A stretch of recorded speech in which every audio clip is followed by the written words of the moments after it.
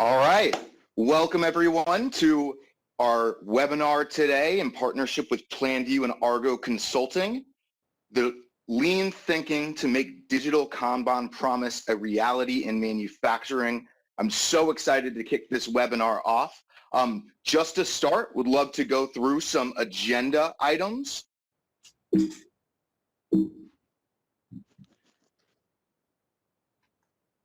So first and foremost, we're going to kick things off with some introductions, and then our friends at Argo Consulting will come in.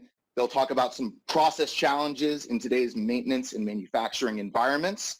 And then we have an incredible customer of ours, Flint Hills. They're going to talk about their journey a little bit. And then we'll see some demonstrations around digital lean maintenance Kanban boards, as well as digital lean manufacturing Kanban boards. And then as always, we're going to do a 20-minute Q&A session at the end here. But before we kick off, we have a couple of housekeeping items. Like I said before, we're going to present for about 40 minutes, and then we'll have 20-minute Q&A session at the end. You're welcome to submit written questions at any time during the presentation using the Q&A panel in the bottom right-hand corner of your screen. After typing your question in the space provided, hit the send button, and please be sure to direct your questions to all panelists. We got a bunch of people on the back end here that'll be able to answer for you either at the end or follow up via email after the presentation. Please note that during the presentation, all participants will remain in listen-only mode, and you will not be able to see the names of other attendees. And finally, the webinar will of course be recorded, and you'll get an email follow-up and the recording following the presentation. So kicking things off with some introductions, we have a phenomenal panel today. We have Brooke Vickery. He is the Vice President of Manufacturing at Flint Hills Resources. Brooke has been in the industry for over 28 years and has really been a catalyst for this Flint Hills story and the leader involved kind of in making their digital Kanban promise a reality. We're also joined by CJ. He is a VP of Operations at Argo Consulting. He helps lead, these customers through their lean manufacturing transformations and helps solve all their challenges. We're also joined by Jorge, who's Argo's Senior Vice President and Partner, and he leads the Argo's oil and gas practice. From there, we also have Noel Sheets. He is an area workflow specialist at Flint Hills Resources. He has over 6 years of experience with Flint Hills, and he has really kind of brought the digital Kanban reality to life at Flint Hills. And then finally, we have Christine. And Christine is a senior solutions consultant here at Planview, lives and breathes digital Kanban all day, every day. So this group of phenomenal panelists will be able to answer any and all questions post-presentation, but I think they have a lot of really cool stuff to say during our event here. So moving forward, I think we'll hand it off to CJ and talk about some of those process challenges in today's environment. Thank you, Zach. Good afternoon, good morning. Thanks everybody for joining and taking the time. And first, I just want to do a shout out to all the veterans that are on here, including Noel, for your service on Veterans Day. The second is I want to set the stage here for what we're talking about. We see that a lot of people are looking for what is that new best practice. Current best practices are being done in a lot of places, especially in maintenance, but they're also looking for what's next. How can I get even more competitive? And they're looking at the digital solutions. They're coming at us left and right, but a lot of them are digital play. But which ones are really translating into value for petrochemical plants is my focus. So there's a lot of concern about that. And today you're going to see both a new way of looking at your maintenance and manufacturing processes, as well as the digital solutions for that.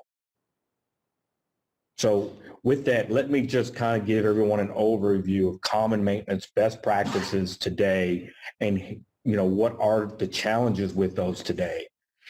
One is that you have individuals that have blinders on in any kind of workflow process that's in serial. Maintenance is one of those where these are serials of step of processes. And if you look at the map, so they're limited there, but also is that if you have 80% quality in work order ID and 80% in prove and 80% in planning, at the end, the craftsmen get only about 33 to 40% of those jobs are defect free when they go out to do the work. Two, Parkinson's law is a scientist that came up with a lot of ways of looking at things, but one of the Parkinson's law rules was that if you give somebody 10 hours to do something, they'll take 10 hours, or work expands to fill the time allowed. And as that relates in maintenance is that those become job plans, and then they have to go into the schedule, which then fills it up. And over the last decade, we've seen job plans go from a 10-hour job to 15, 20. Some of those are very necessary reasons like safety. So that's number two. Number three is queuing theory, is that it's an enemy of maintenance. If you only have one queue of people to work from, the schedule, then what happens when something goes wrong with the scheduled work? Is there a way to have plan B work or other queues? And then you have Murphy's Law, which shows up in maintenance all the time, every day. Something can go wrong, it will. So what is a plan B work option? 5 is the individuals in the silos cannot literally see upstream or downstream. So can they see the whole field? I mean, what do they plan first? Is really not clear. Some of these systems, CMMS systems, Maximo, SAP, Infor, I can go and look in a tabular form, but can I really see the flow of the work? And then last is big enemy of maintenance is high work in process or inventory. It is, in many cases, it's easier to start a new work order than it is to go find an existing one. And where is it? So if you go now to using lean thinking to solve those problems, you get first, remove all the blinds so people can see up ahead of them and downstream and they can see the flow. Remove all the barriers to being able to see. The other thing is lean thinking says don't accept a defect at that next step.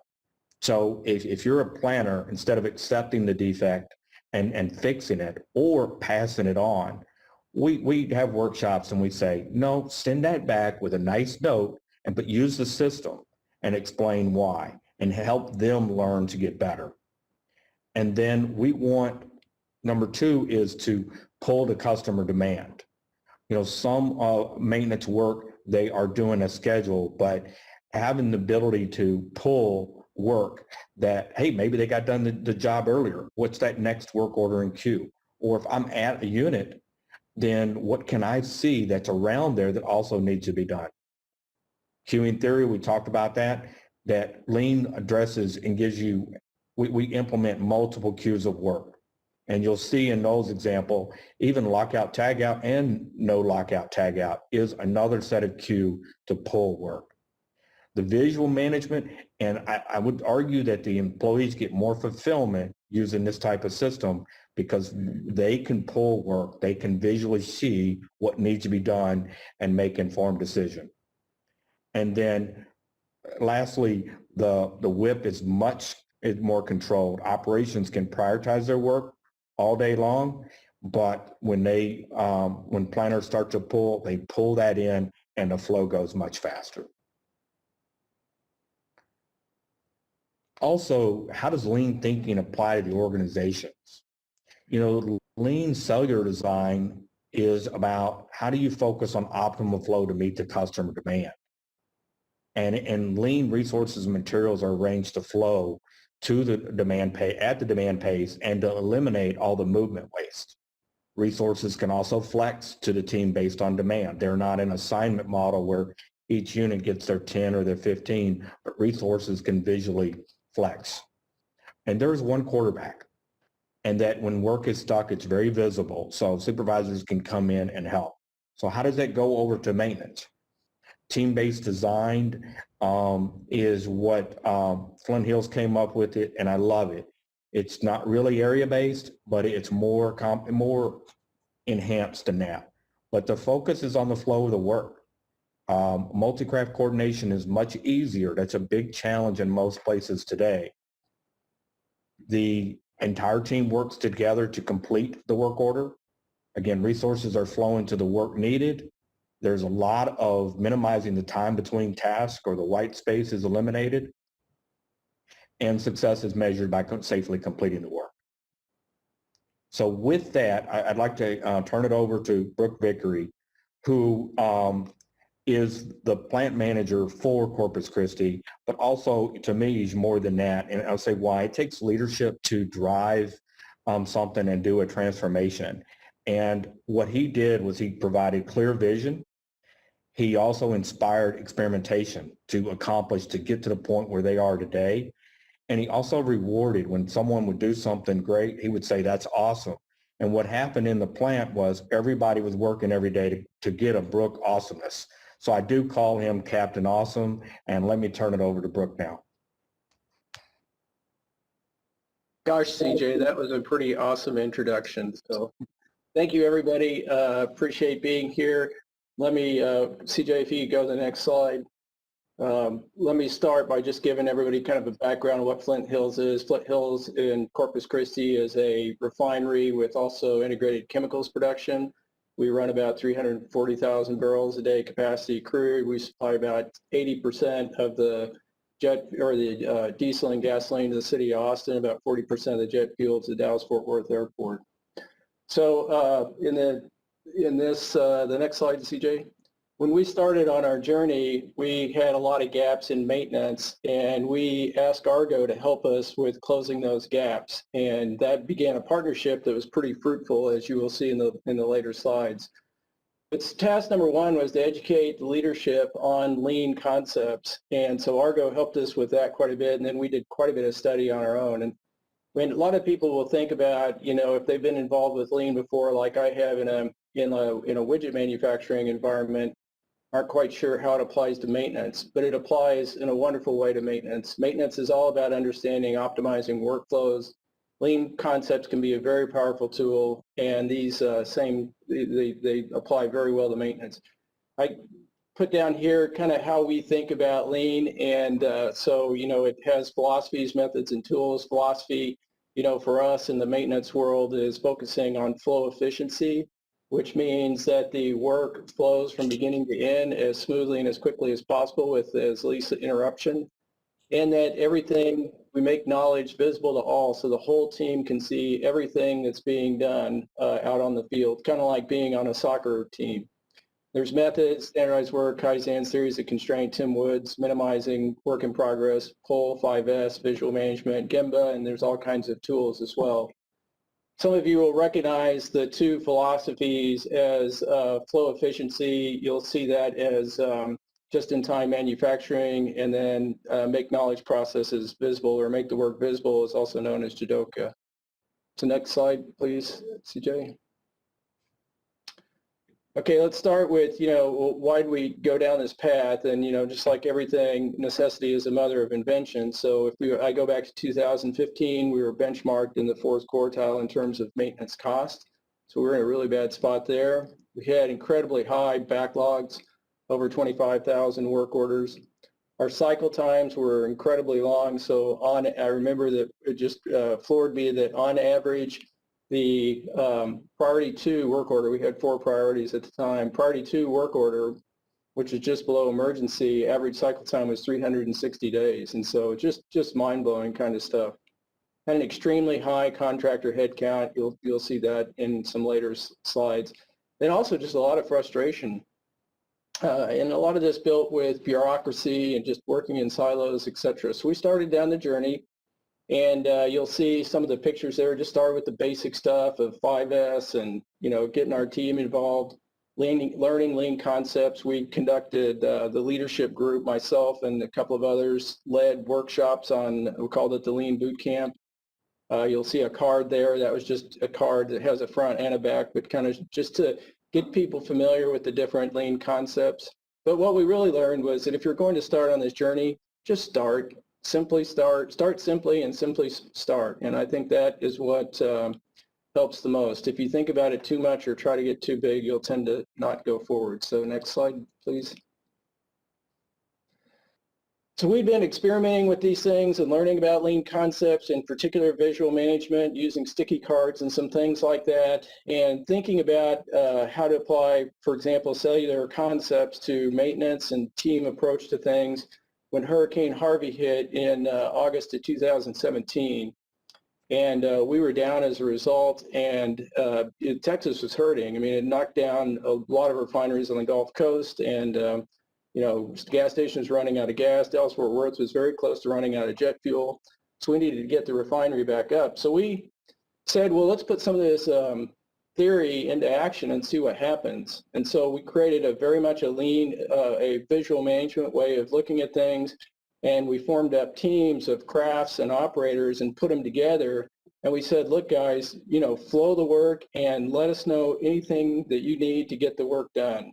And so they went at it and cleared over 500 work orders in about 5 days, and got the refinery back up. We were the first refinery back up after Hurricane Harvey. The big lesson for us was make the work visible to all, enable people to act, and get out of the way. And that we took that to heart from that point. So next slide, CJ.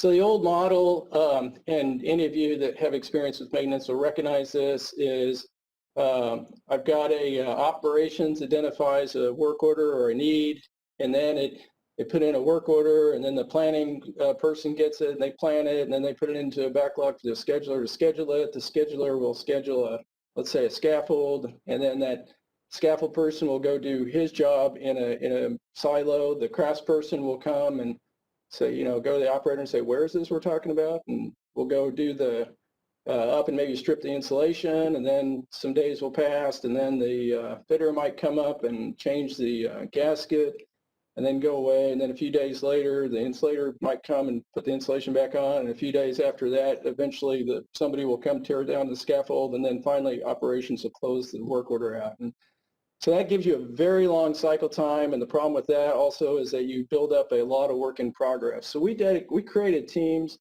of operations and crafts to work together. We have 5 teams, and those teams' focus is to flow the work. So don't start, I mean, the whole team sees that gasket that needs to be replaced, and they say, okay, let's go knock that out today. Put the scaffold up, strip the insulation, replace the gasket, put the insulation back on, take the scaffold down to bring the cycle time down. So that's applying that cellular manufacturing concept into maintenance. Next slide, please, CJ. Now, one of the things that I think is most critically important is this concept of everybody can see everything. And it's the reason why it's so important. If we think about what happens in a silo, if nothing else, I can't see that how my work affects the downstream system. And therefore, I don't get the feedback to be able to match inputs and outputs in terms of thinking about it in lean. So if everybody can see everything that's going on, what tends to happen is a couple of things that are just magical. One is that people correct their inputs and outputs so that they match, because they see and feel any defect that they move down the system. The other thing is people self-coordinate. So they don't even need to talk about it. They can just see that this person is going to work on this pump at this time, and they know that they're going to need this support. And so they talk to the person and they self-coordinate. And when you get into this mode, you don't need to schedule work anymore. The team self-schedules the work and flows the work and pulls the work in as they need to. Now, when we first started, we were starting on sticky boards, as you can see in the picture up there. And then we got onto Leankit. The beauty of Leankit is Leankit dramatically expands the amount of people that can see the work. If you're on a sticky board, one of the downsides is you have to be in the room to see the stickies and to see the work. And Noel will talk more about that. So next slide, CJ. Okay, so about now, somebody's sitting out there saying, well, yeah, that sounds cool, but does it work? This is our data. Let me give you some of the things there. In 2015, we had 2,244 contractors on average inside the fence line doing this kind of support work for the refineries. We have two refineries in Corpus Christi and Marine Terminal. And today that number is right around 330. And so dramatic. Okay, so if the thing that is, people will say, well, yeah, you got all the contractors out, but are you doing your maintenance work? Well, the chart up on the upper right hand is the maintenance backlog. So that number, like I said, used to be over 25,000. I think today, and Noel will have the exact numbers when he talks, but I think it's below 2,500 today. So it's a tenfold decrease in the amount of backlog. Cycle time, again, Noel will have the details on that, but most of the team cycle times are under 50 days for a total, from work order written to work order closed. And in terms of the Leankit board, they're in the 30-day or less kind of number. And then cost, everybody loves improved costs. The cost for maintenance have come down over $150 million per year. And then the other piece that may not be as obvious, but when you go to a team-based approach, the reliability gets so much better because when you get low backlogs, you have time to figure out the root cause, and your operations and maintenance groups are working together as a team, so they become very curious about failures and they tend to find permanent solutions. So the bottom right hand is the graph of our mean time between failure of our pumps at the refinery. That's the line that's going up and to the right, and then cost of ownership is the line going down and to the right, which both are setting records as we speak. Yeah, So and just Brooke, I just want to add that, if you're thinking that we decrease the amount of work, Flint Hills actually kept the same amount of work, and they just did it with half as few resources by eliminating a lot of the waste. So just want to reinforce that. So I think that's it for me. I think I'm passing it on to Noel for some more information. Yep. Thank you, Brooke. And then, hold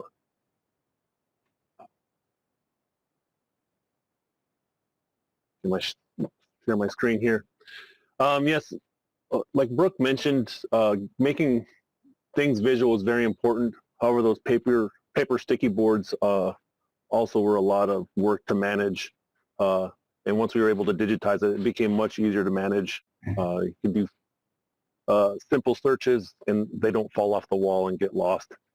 So here's an example of how we are managing our workflow process now. We have a maintenance team. Each team has a leader, which we call our operational maintenance leader, or OML, and they're the one that ultimately decides what work is going to get worked on, and when. So they'll tell us when we're going to induct different work pieces, and I'm able to actually take from our CMMS system and do a quick export into Excel, and then do a slight conversion on that Excel into a CSV file, and then import that into Leankit. So it just creates all my cards for me in the format that I want. You can see all of our cards are color-coded, so different crafts and their color codings you can see over here. We still have priorities, however, that's not very used as much anymore because we were able to get work flowing through the system. We used to see a lot of work orders that had inflated priorities because they wanted to get it done. Now they just put a work order in and it comes through the system, and we're able to get it done pretty quickly.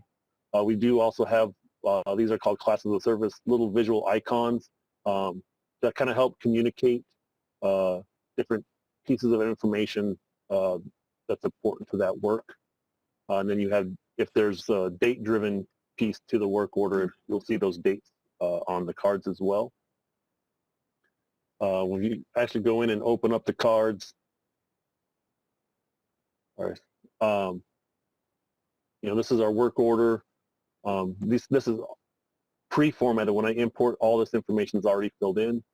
So the description from the work order comes in, all this stuff is automatically pulled in, and then we're able to move this forward. Basically, the way our work process comes in, a new request come into this lane.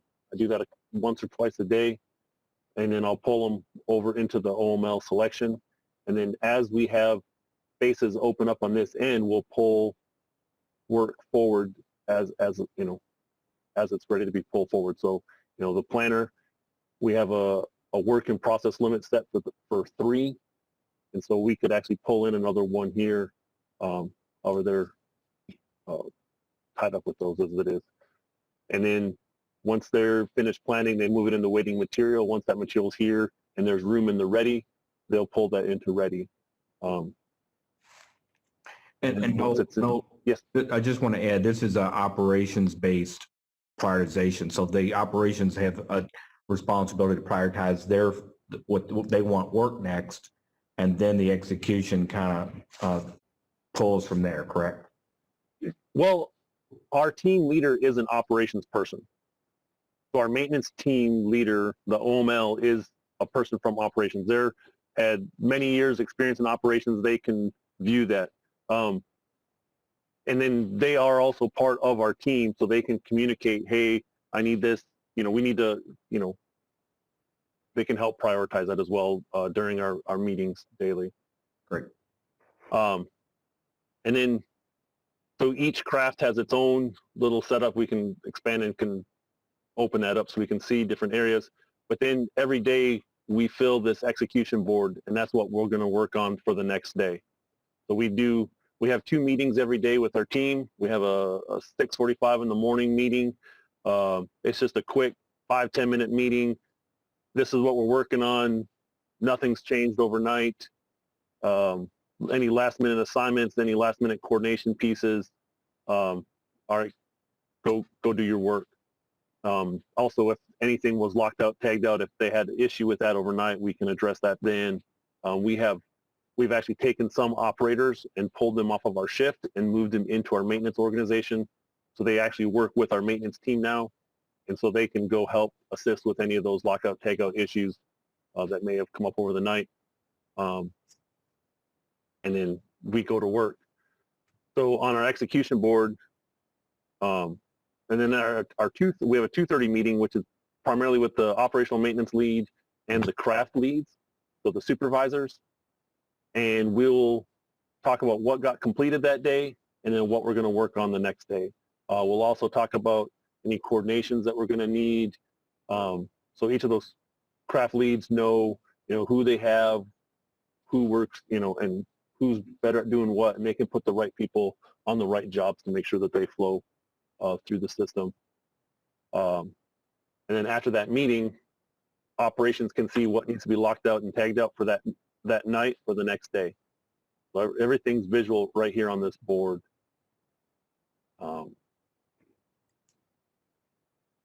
No, just to jump in, one of the other advantages of a team approach is that everybody helps everybody.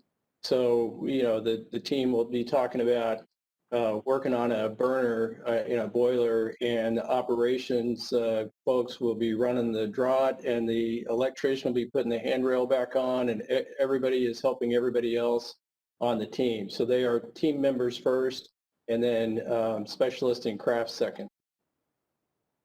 Yes.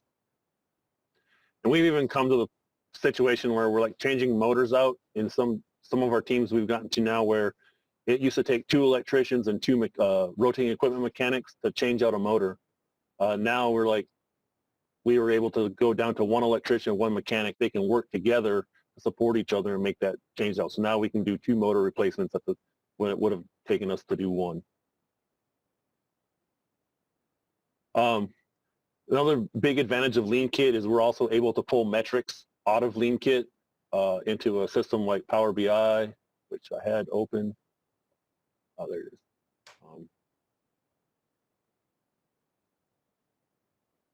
Sorry. Here's one of our Power BI dashboards. This is all information that's being pulled out of Leankit, so we can see our cycle times, even broken down by our different crafts. And this is in one of my areas that I'm responsible. I support 2 areas. So we have an average cycle time of 25 days in this area. You can see cycle time by craft, and then here's the number of work orders that we're completing by craft or total in each area. We're also looking at, hey, are there work orders that are taking excessive cycle times? And we also look at inactivity time. So if a card in Leankit sits idle for 20 days, I can come in and look at it and say, hey, why is that card sitting here? You know, what's the issue? You know, is this a systemic problem? Is this a one-off? Hey, that's got a long lead time, or a little bit more complicated job. So we can look and find those constraints or issues to our process, and then we can come back and pull a team together and say, hey, how can we address these issues that we're finding? And you can just also see some of our backlog. Our backlog's continuing to go down. We're continuing to find new ways of getting more work done with less folks. It's awesome, Noel. Thank you very much. So now I think we're going to turn it over to Jorge.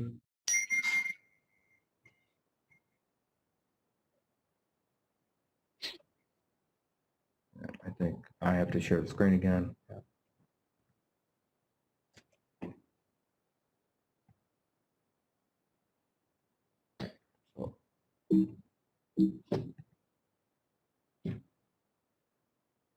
So good afternoon, everybody. For all of you in discrete manufacturing, no need to despair.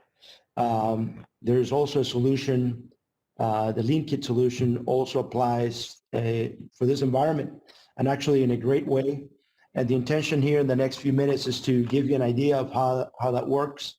But first of all, let me start by showing you a tool that many of you are probably familiar with, which is a value stream map. And it's important to understand that there is a huge potential to transform a tool like this one, which its key objective is to show not only the steps in the process, but also the value-added, non-value-added activities, the inventory in between, the lead time in between operations, and most of all, the opportunities that you have in reducing these steps and lead times to become more competitive. So together between lean thinking and the Leankit solution, we can definitely translate this into a new way of looking at our production environment. So imagine how that looks like now using Leankit and being able to actually visualize the dynamics of production orders and the constraints in between these production steps using pretty much the same methodology that you noticed for the maintenance orders that Brooke, Noel, and CJ were discussing before. The same rules apply. It's just that we're talking now about production orders that can be then moved from step to step, starting in the production control environment by making the link this time not with the CMMS system, but making the linkage with the ERP and MRP systems, generating those production orders, and then through basically either following the simple backflushing mechanisms of your ERP, or doing it by transferring the cards manually or through a scanning methodology. You can move these production orders throughout your shop and from production step to production step. It even allows you to include the material control environment, where now you can actually apply the pull system rules that you would like to have in your environment to indicate to a production control environment or a materials control environment, actually, the inventory locations, inventory rules between production areas and inventory areas. So here's a schematic that shows you how that works. Again, difficult to see each one of the cards. This is, again, an example, but it gives you a pretty clear idea of how, by having the smart boards in each one of the different production steps, you can communicate the status of your production environment. This is an actual production board showing the different manufacturing steps, going all the way from the link with the ERP or MRP, showing the production orders that are in some kind of a production ready status, that are ready to be sent out to the production floor, or that have some kind of a hold, waiting for materials, waiting for resources, whatever constraints may exist. Now they can be identified and can be visualized by anybody in the shop floor. Of course, these cards have the potential to give you as much information and as little information as you would like to understand better what is the status and situation of your orders. How many times have we been in a production environment where either production orders are not very clear where they are, what are they missing, which ones need rework, which ones have a quality or scrap status that is creating a constraint? Well, now this is going to make it completely visual and real time for your production team members to understand where they are with each order. At the in the right part of the screen, you can see here that we can also generate and keep track of the status of orders from a QC perspective.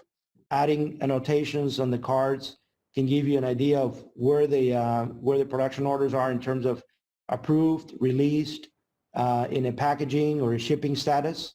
Once again, knowing where everything is at any point in time from any area.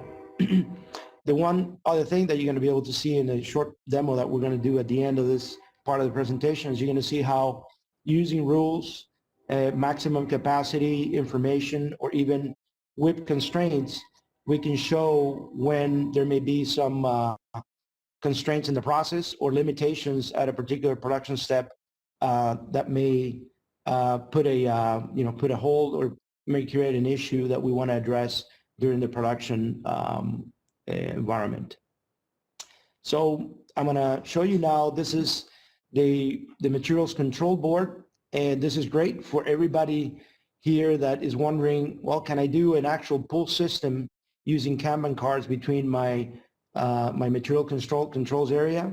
And yes, this is the perfect tool to do that, because it allows you to, first of all, convert your rules into an electronic format, your rules in your pull system. You can determine how many cards you want to assign to a particular component or a particular raw material. You can apply this also to your work in process. You can even apply this to point of usage locations where you want to deliver directly to a particular point in your production line, your assembly line, and you can visualize what the status of those materials may be. And of course, again, if you have any issues, you can identify and surface those issues almost immediately. This is actually very, very useful if you think about it, and how much confusion there is when we're thinking when these production orders are treated or are managed, or these material orders are managed using paperwork. This is going to be a fantastic alternative to that. Just a couple more slides, and then we're going to move into a demo.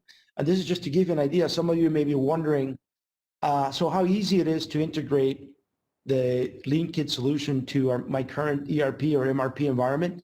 Well, it is, fortunately, is very straightforward, fairly easy, fairly straightforward.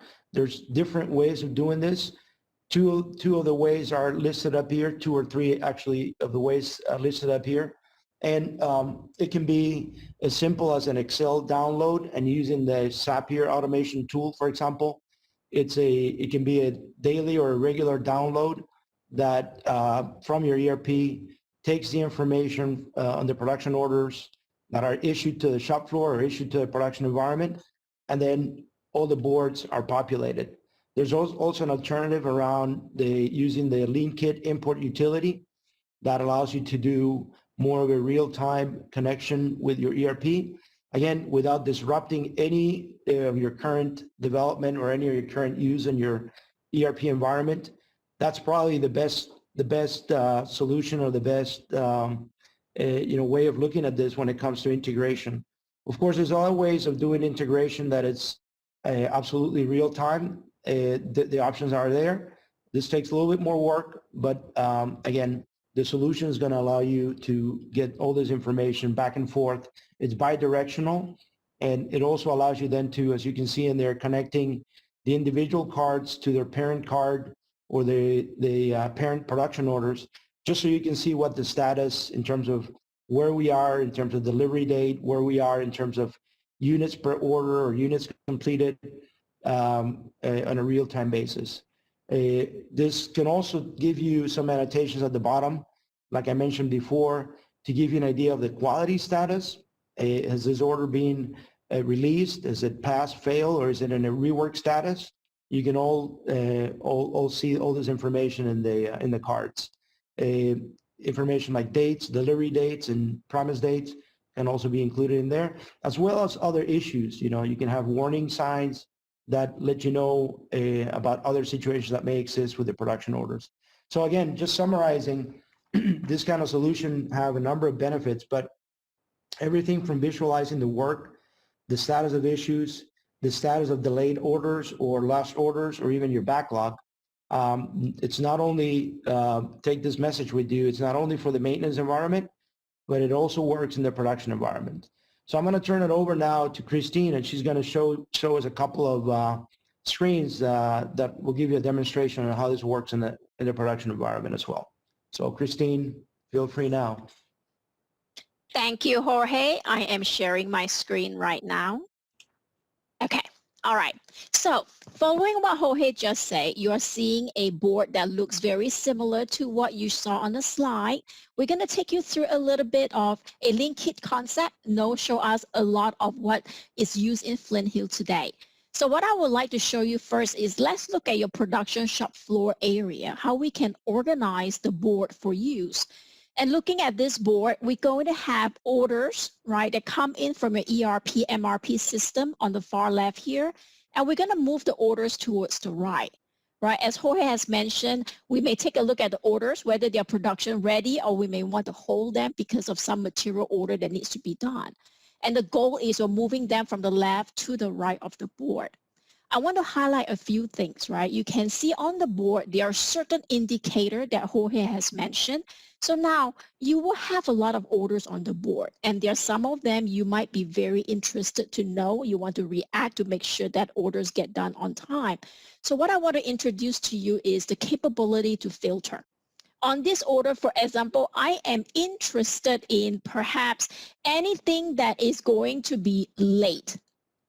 So I'm going to put a finish date of 0. I quickly can see what items are late today or is going to be late if I put in 2 or 3 or 5 or 6, right? So you have the ability to see that very quickly. Other thing you could see is, let me take that out. Quality control, for example, you might be very interested in how quality control is going. Again, from a filter perspective, we could very quickly say where items have failed, right? So with what you need to visualize, you can build it in the tool so you can see what is important to you. Another thing we want to point out is you could establish various limit on the board. For example, I have a limit of 3,000 units here for this particular production process. If I pull in additional work, it will indicate to me that I am at my limit. Now, if you exceed your limit, in this case, I have an 18,000 unit here. If I pull in additional work, now it exceed the limit, it's going to show red, and you have to put in a reason why. So from a visualization standpoint, you can see all your work very easily and manage them as needed. Yeah, and again, Christine, just to reconfirm there, for those of us that are thinking in terms of pull systems and controlling your inventory and any production constraints, this is a fantastic mechanism to understand and visualize when you're going over your WIP limits, your inventory limits, or even your capacity limits at a particular production step. Absolutely. Thank you, Jorge. So now with the ERP MRP system, it generates the work order for various process. What I want to show you next is at the production office layer, you may want to see holistically how orders are functioning. So using this information, as Jorge has mentioned, right, we can extract from the system, put it into the Leankit tool. Here, what you see now is each order is represented by one card only. They allow you to see what's happening on the individual process. So just to quickly highlight, if you look at the top here, right, we indicate how things are progressing, right, how many units are done out of total units expected, and you see various color here, right, those color are indicator. I'm going to focus on this one that shows red, right, so I'm curious about this order, how things are going. I can click in the card. I can very quickly see what's happening on my production shop floor. Anything got finished? Not yet. What got started? 2 items got started, and what's not yet started. I could very quickly see this information. I can click on the card, get into the details of it, Or if I want, I can immediately drill down into my production shop floor. And the screen that you saw right before we look at the orders will highlight for you all those steps, all those process of a specific order, right? So the tool allows you to drill up and down between your orders and your shop floor, what's happening very quickly. And the last thing I want to show you is the production material, right? Jorge showed you a slide about that. So imagine I'm a line manager. I'm requesting for additional items to be sent to my area, and I can indicate whether it's going to be urgent, when I need it by, and when something is delivered, it simply get moved into my assembly line. So now if I right click on it, I can tell exactly how many units available for me. So this is something that the line manager and the inventory office could share. And as needed, we could simply subscribe to the lane so that when a line manager add a new request, right, the inventory office will get notified. Right, so we can visually manage everything very easily, right, without having to go through, some kind of list request. Anything you would like to add, Jorge? No, I think you've covered it all perfectly, Christine. Thank you. All right, thank you very much. I think we open up for questions at this moment.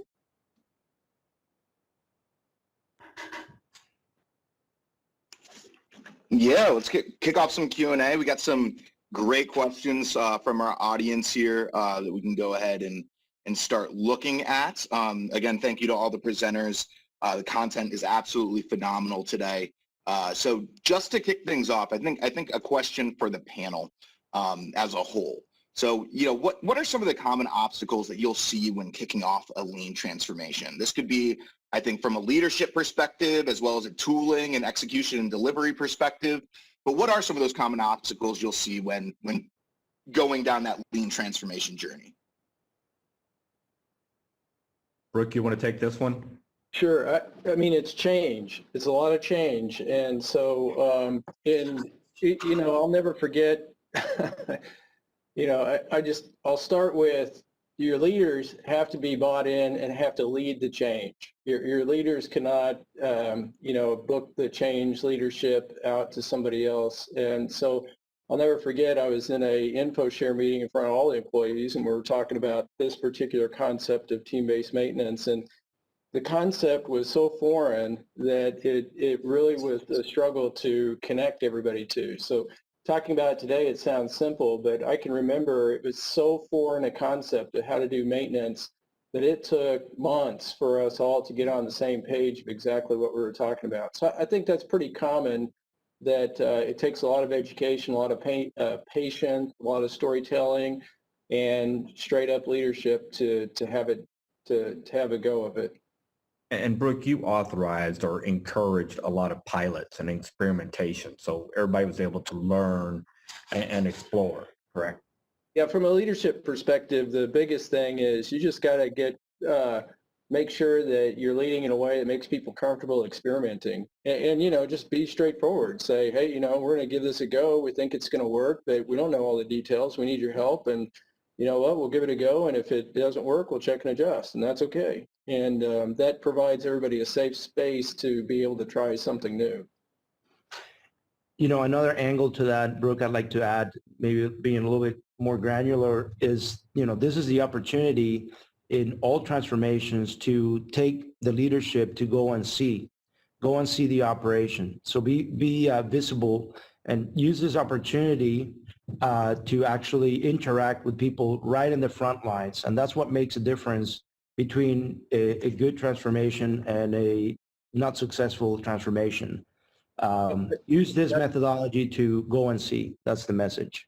Yeah, I'd say that once you understand, because you were there, some of the things I did was I spent a day in the life. I was an electrician for a day. I was a dock worker for a day. I was a WestCat operator for a day, at different times. And so that really connects you to what are you seeing and how can these changes help? I'd also say that don't expect 100% solution right off the get-go. There was a lot of times where, we were trying to look at a process and it's like, well, that doesn't apply here, it doesn't apply here, but it applied to 80% of the items that we're looking at. And so we moved into it. And a lot of times we found that those other 20% outliers fit through there too. So don't think that you have to have a one size fits all right off the get-go. That's a great point. Oh, definitely great answers there. So I think we have a question specifically for Noel. So Noel, you know, the ROI you showed is clearly very, very impressive. Are there like three major things that you could call out that made you successful in hitting that ROI? Is it a smattering of things, or are there three things you can kind of identify that were critical to seeing that type of return? I think there was a lot of different things that led to it. A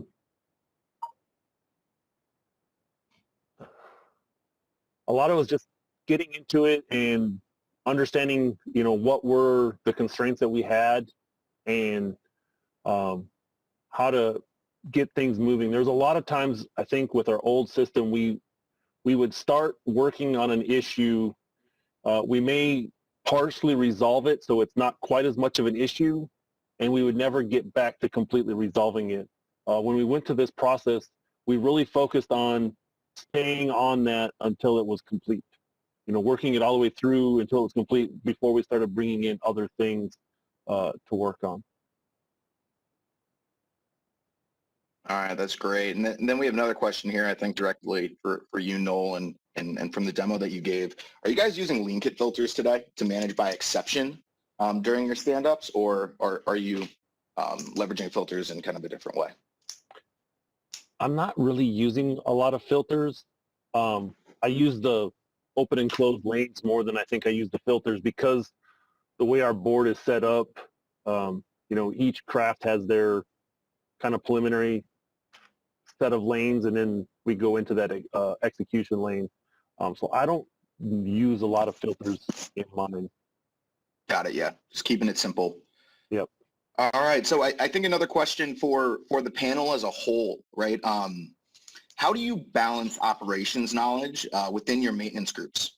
So, you know, if you have an operator that's in a crewed unit and they won't necessarily know a ton, you know, about, you know, reformer or something like that, how do you structure your workflow teams to keep the priority where you need it in a refinery setting?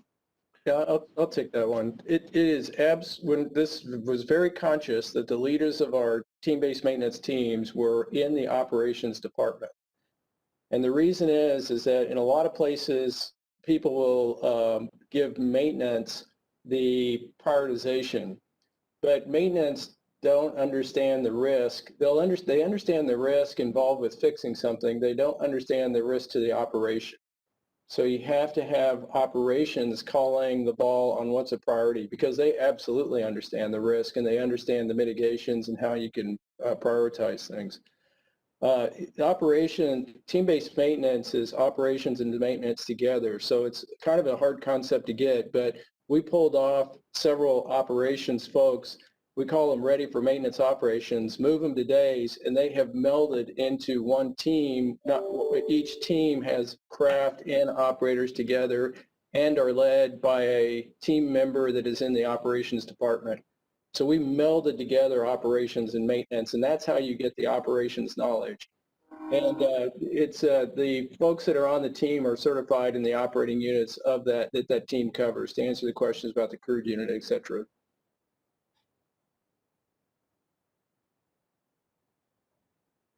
That's awesome. CJ, Jorge, anything to add from the Argo side and what you may have seen in, you know, other organizations you may have worked with?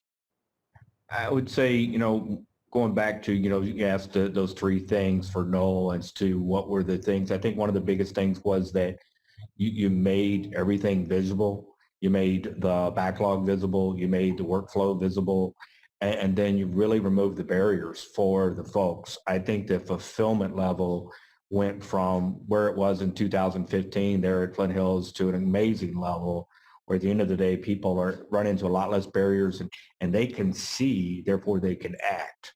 And so there's a heck of a lot more, to me, fulfillment on an individual level. There's so many barriers for folks to come to work and get jobs done. And this whole process eliminated a lot of those. I'd say another thing, CJ, and that is that we have 5 teams. Each team has a meeting once a month with the leadership team, so including myself, and they talk about and Noel talks about, how he is doing with his metrics and all those kind of things, but they always have a section of the meeting called wins, and the crafts and the operators get to tell their stories. And so the craft gets to tell the story about how they found a problem and corrected it from the beginning, and that allows myself and everybody else to be able to say, man, that was great.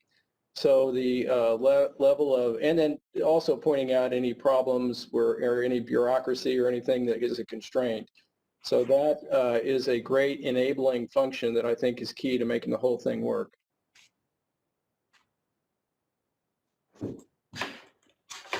Awesome. So 12:56, I think we have time for 1 or 2 more questions. Here's one. Have you used Leankit to improve turnaround times for periodic significant PMs and preventative maintenance like vessel cleaning, et cetera?